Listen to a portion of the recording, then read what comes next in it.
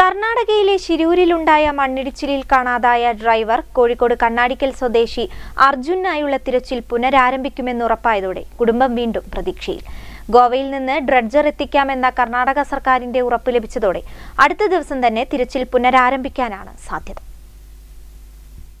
കോഴിക്കോട് കണ്ണാടിക്കൽ സ്വദേശി അർജുനായുള്ള തെരച്ചിൽ കർണാടകയിലെ ഷിരൂരിൽ പുനരാരംഭിക്കുമെന്ന് ഉറപ്പായതോടെ കുടുംബം വീണ്ടും പ്രതീക്ഷയിലാണ്. ഗോവയിൽ നിന്ന് ഡ്രഡ്ജർ എത്തിക്കാമെന്ന കർണാടക സർക്കാരിന്റെ ഉറപ്പ് ലഭിച്ചു. ഇതോടെ അടുത്ത ദിവസം തന്നെ തിരച്ചിൽ പുനരാരംഭിക്കുവാൻ സാധ്യതയുണ്ട്. അർജുനെ കണ്ടെത്താൻ ഡ്രഡ്ജിംഗ് തുടങ്ങണമെന്ന ആവശ്യവുമായി അർജുന്റെ സഹോദരി ഭർത്താവ് Jithin, MK Raghavan MP, Manjeshwaram MLA AKM Ashraf തുടങ്ങിയ നേതാക്കൾ കർണാടക മുഖ്യമന്ത്രിയെ കണ്ടതിനെ തുടർന്നാണ് നടപടി. ഡ്രഡ്ജർ എത്തിക്കുവാൻ ഫണ്ടില്ലെന്ന നിലപാടിലായിരുന്നു ഇതുവരെ കർണാടക സർക്കാർ.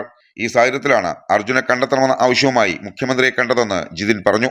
കഴിഞ്ഞ ഒരു മാസമായി ഊണും ഉറക്കവുമില്ലാതെ അർജുന്റെ മടങ്ങിവരവനായി കാത്തിരിക്കുകയാണ് കുടുംബവും നാട്ടുകാരും. ജൂലൈ 16-നാണ് അർജുനെ കാണാതായത്. മണ്ണ് നീക്കിയിട്ടും ലോറി കണ്ടെത്താത്തതിനാൽ തെരച്ചിൽ ഗംഗാവലി പുഴയിലേക്ക് മാറ്റി.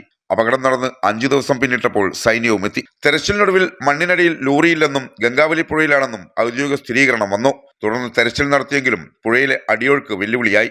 ഇതോടെ താൽക്കാലികമായി തെരച്ചിൽ നിർത്തി. ഇതോടെ അർജുന്റെ കുടുംബം ഉത്തര കന്നഡ ജില്ലാ ഭരണകൂടത്തിനെതിരെ വിമർശനവുമായി രംഗത്തെത്തി. കുടുംബം ഒന്നടങ്കം ഷിരൂരിലെത്തി പ്രതിഷേധം ആരംഭിക്കുമെന്ന നിലപാട് എടുത്തതോടെ വീണ്ടും തെരച്ചിൽ പുനരാരംഭിച്ചു.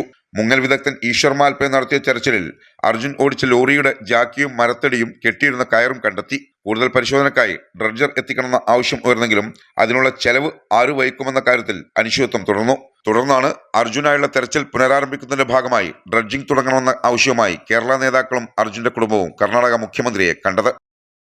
News bureau, Kozhikode.